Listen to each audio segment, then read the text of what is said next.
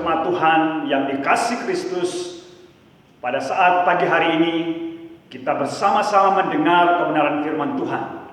Setiap area kehidupan orang yang percaya kepada Kristus harus dibangun berdasarkan firman. Ada satu area kehidupan yang harus dibangun berdasarkan firman Allah, yaitu kehidupan finansial atau keuangan. Karena kehidupan finansial atau keuangan ini menjadi sebuah area peperangan yang sangat serius dalam kehidupan setiap manusia, dan termasuk juga orang-orang yang percaya kepada Kristus.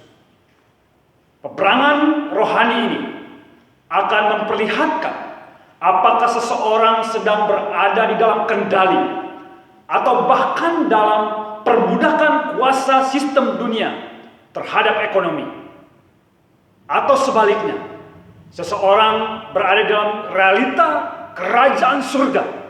Ia menang dalam keuangan oleh karena ada kuasa dan pertolongan Tuhan di dalam kehidupannya.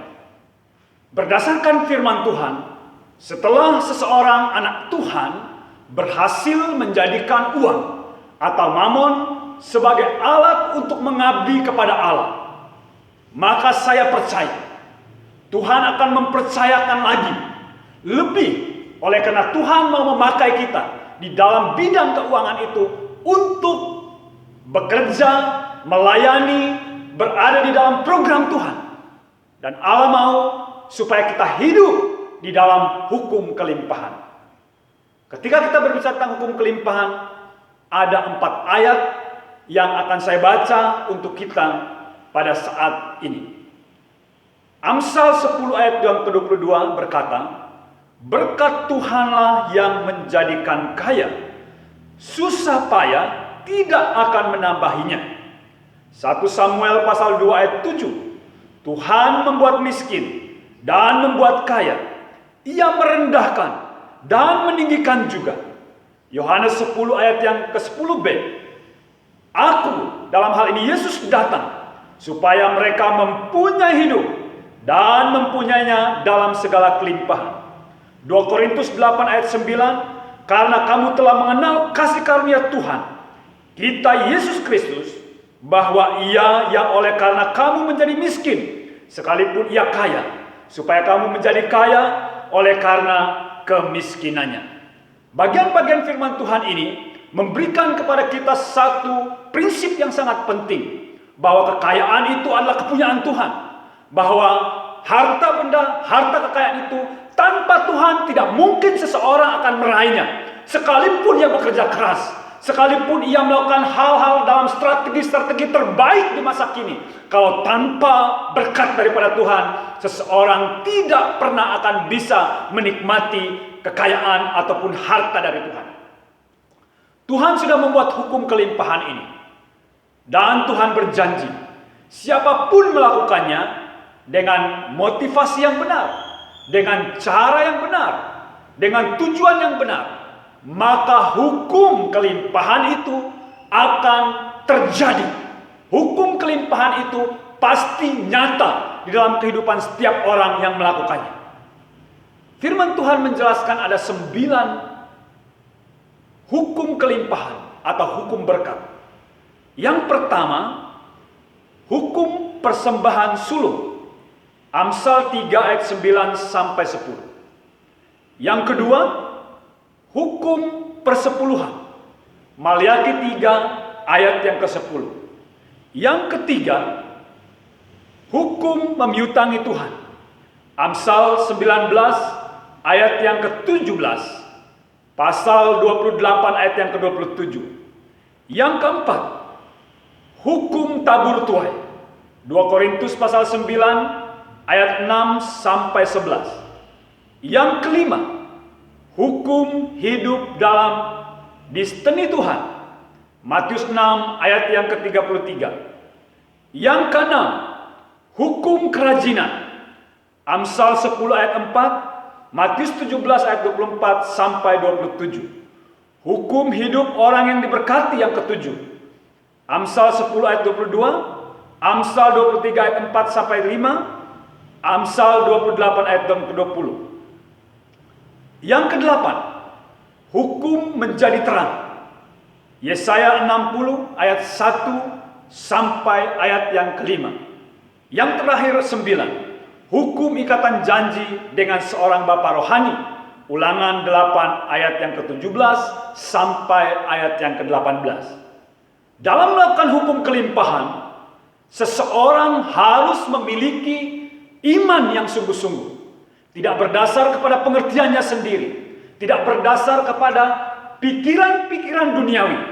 Ia harus hidup oleh iman. Karena imanlah yang akan membawa seseorang untuk menikmati hal-hal yang besar dalam kehidupannya. Yang kedua, ia harus takut dan taat kepada Tuhan. Dan dia juga harus melakukan dengan setia kewajiban-kewajibannya yang ia lakukan untuk Tuhan. Karena firman Tuhan berkata, apa yang engkau harus berikan kepada Tuhan, engkau harus berikan. Dan yang ketiga, seseorang yang hidup dalam hukum kelimpahan, ia juga harus menjadi orang yang hidup dalam ketaatan dalam lembaga-lembaga yang ada di dunia ini. Baik lembaga pemerintahan, lembaga dimanapun ia bekerja berada, ia harus hidup taat. Ia harus hidup menghormati. Dan secara istimewa, setiap anak-anak Tuhan harus juga menghormati pemimpin-pemimpin rohani yang sedang berada di dalam kepercayaan Tuhan untuk membawa seseorang masuk dalam rancangan dan hadirat Tuhan. Bapak Ibu yang dikasihi oleh Tuhan, hari ini kita akan belajar bersama tentang satu bagian dari hukum kelimpahan, yaitu persembahan sulung. Ketika kita berbicara tentang persembahan sulung ini menjadi sebuah perintah Tuhan kepada bangsa Israel ketika mereka masuk ke tanah perjanjian, tanah Kanaan. Setelah mereka melewati perjalanan yang panjang, Allah menyampaikan firman-Nya kepada mereka bahwa mereka harus menyerahkan, mempersembahkan hewan sulung, yaitu hewan yang lahir pertama kali atau hewan yang sulung. Yang kedua, yaitu juga anak sulung. Mengapa itu terjadi? Karena itu sebagai peringatan bagi umat Israel bahwa mereka waktu berada di Mesir, Firaun tidak mengizinkan mereka pergi. Dengan kekuatan Allah, dengan kuasa Tuhan, mereka dibebaskan dengan satu tulah yang terakhir, yaitu anak sulung mati. Baik anak sulung dari binatang dan juga anak sulung dari manusia. Dan bangsa Israel dibedakan dari orang-orang Mesir ketika kematian anak sulung itu. Dan pada saat ini juga Tuhan memerintahkan kepada mereka, mereka harus memberikan juga buah sulung dari tanaman mereka. Itu menggambarkan, itu menjadi perjanjian, membuktikan bahwa kepada bangsa Israel bahwa yang punya kekuatan, yang mempunyai kuasa atas berhasilnya tanaman yang mereka tanam adalah Allah. Dari memberi buah sulung ini sebenarnya ada sebuah goal yang sangat penting yang Tuhan sedang melakukan. Allah mau supaya orang-orang pilihannya memuliakan Tuhan dengan hartanya. Itu sebabnya firman Tuhan di dalam Amsal pasal yang ketiga ayat yang ke-9 berkata, muliakanlah Tuhan dengan hartamu dan dengan hasil pertama dari segala penghasilanmu. Memuliakan Allah menjadi tujuan utama Allah menciptakan semua semesta ini. Allah menciptakan semua isi semesta ini. Apalagi manusia yang diciptakan seturut segambar sepeta dengan Allah, supaya memuliakan Allah. Tetapi dalam bagian ini Allah dengan tegas mengatakan kepada kita bahwa kita harus memuliakan Allah dengan harta yang kita punya. Ketika kita berbicara tentang harta, ini menjelaskan tentang hal yang berharga. Itu bisa berupa emas, bisa berupa uang, atau bisa berupa perak, atau barang-barang berharga lainnya. Oleh karena itu, Tuhan tahu saya bersama-sama dengan umat Tuhan sudah menyembah Tuhan dengan puji-pujian kita, sudah melayani Tuhan dengan kekuatan kita, dengan tenaga kita, dengan waktu kita. Tetapi dalam hal ini Allah minta sesuatu yang spesial, supaya kita memuliakan Tuhan dengan harta kita. Artinya seluruh berkat Tuhan yang diberikan oleh Tuhan dalam pengelolaan kita, perlu kita tahu dan perlu kita menyadari, itu bukan milik kita. Kita sebagai pengelola. Dan Allah tahu ketika Ia memberikannya kepada kita, Ia meminta kita supaya mengelolanya dengan baik. Dan itu sebabnya dikatakan oleh firman Tuhan, kita harus memuliakan Tuhan dan memakai seluruh harta kekayaan atau memakai keuangan finansial atau berkat kita untuk memuliakan Allah sesuai dengan kehendak Tuhan. Saat menerima berkat keuangan dari Tuhan, tentunya kita akan mulai mengelolanya sesuai dengan apa yang Tuhan maksudkan. Yang pertama, kita harus menyisihkan perpuluhan. Kemudian tentunya kita akan mengalokasikan kepada hal-hal yang rutin dalam kehidupan kita. Hal-hal yang harus kita gunakan setiap hari. Dan barulah yang lain-lainnya. Dan pada kesempatan ini, firman Tuhan memberitakan kita juga, muliakan Tuhan dengan hasil pertama dari segala penghasilan kita. Allah memberikan secara teknis bagaimana pelaksanaan persembahan sulung ini dilakukan. Kalau kita memperhatikan di dalam Nehemia pasal yang ke-10, saya akan membaca Nehemia pasal yang ke-10, ayat yang ke-35 sampai 36. Firman Tuhan berkata demikian, lagi pula setiap tahun kami akan membawa ke rumah Tuhan hasil yang pertama dari tanah kami dan buah sulung segala pohon. Pun kami akan membawa ke rumah Allah kami, yakni kepada para imam yang menyelenggarakan kebaktian di rumah Allah kami, anak sulung kami dan anak sulung ternak kami, seperti tertulis dalam kitab Taurat, juga anak-anak sulung lembu kami dan kambing domba kami. Di dalam bagian ini sudah saya sampaikan awal tadi bahwa persembahan sulung itu berupa hewan, bahkan di zaman Perjanjian Lama persembahan anak sulung manusia dan persembahan tumbuh-tumbuhan atau hasil panen.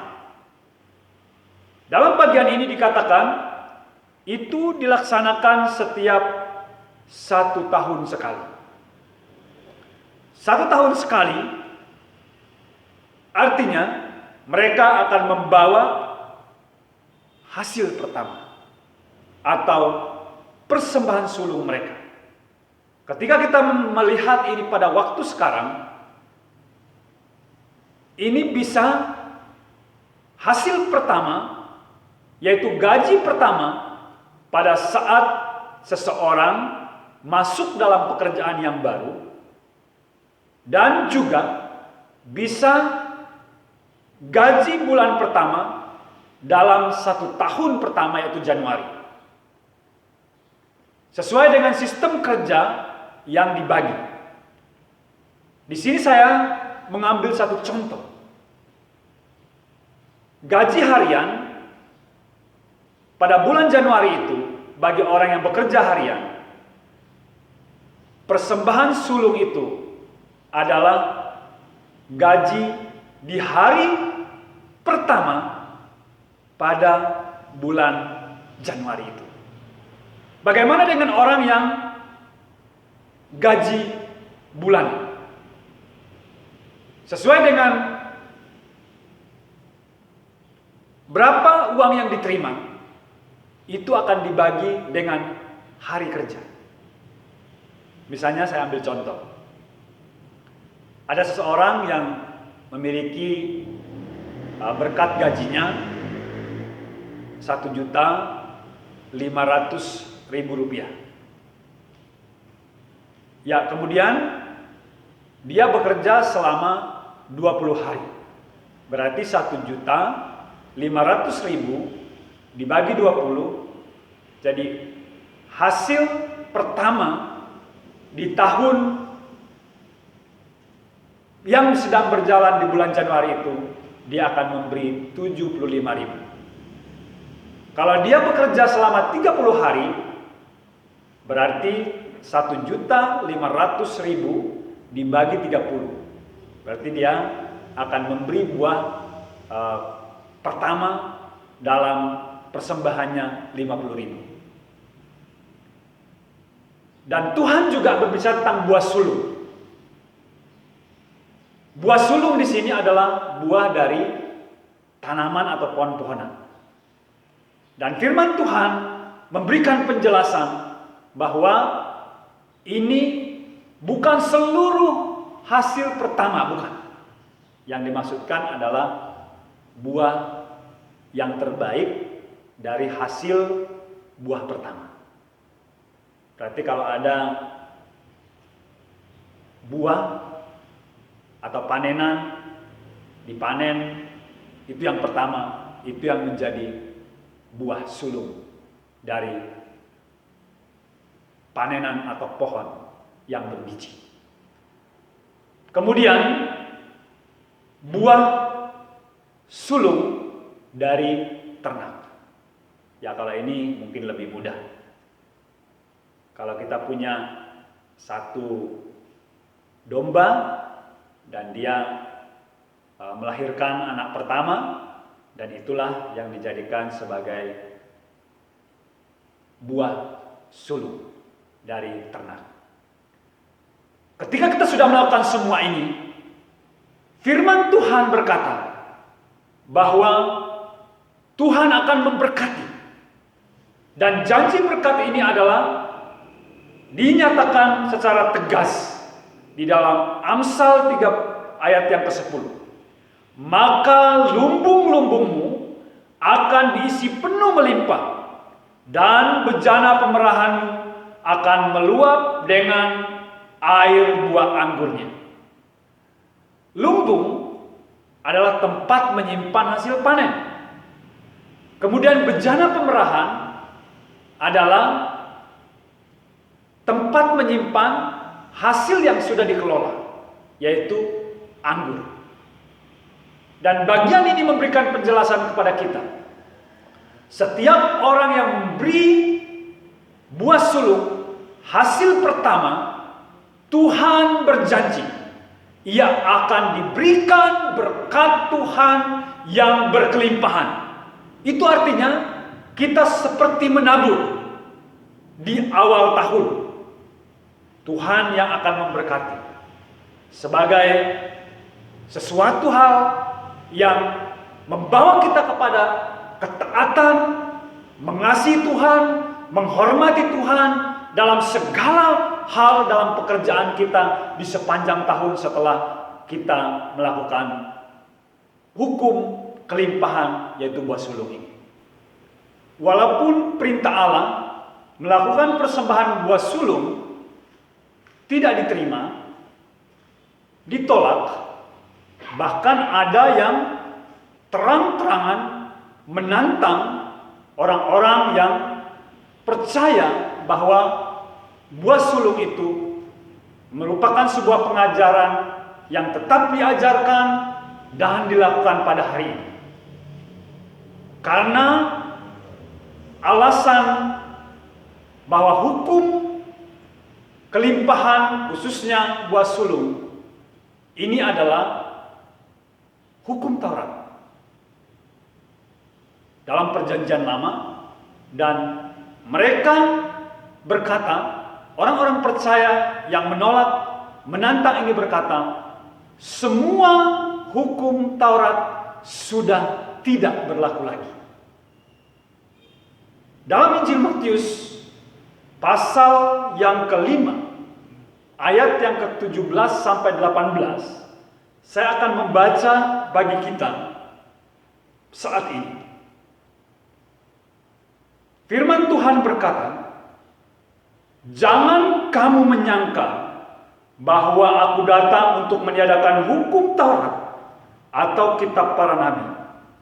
Aku datang bukan untuk meniadakan, melainkan untuk menggenapinya.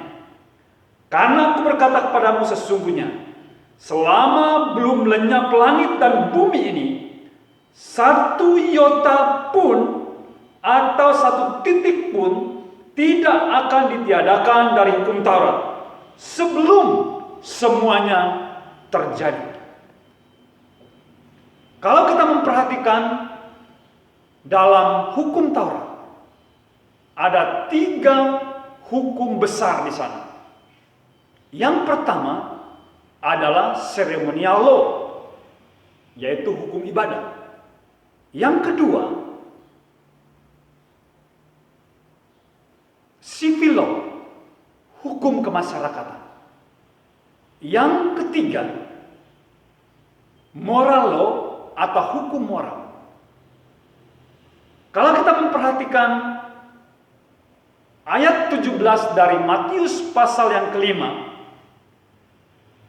dikatakan Yesus datang bukan untuk meniadakan hukum Taurat, tetapi untuk menggenapinya. Kata menggenapi itu berasal dari istilah Yunani plerosai, artinya memenuhi, mengisi, melengkapi, dan mengakhiri atau membatalkan. Ketika kita memperhatikan 3 hukum besar dalam hukum Taurat, hukum ibadah yang di dalamnya memuat hukum persembahan. Perjanjian baru tidak pernah membatalkan hukum persembahan.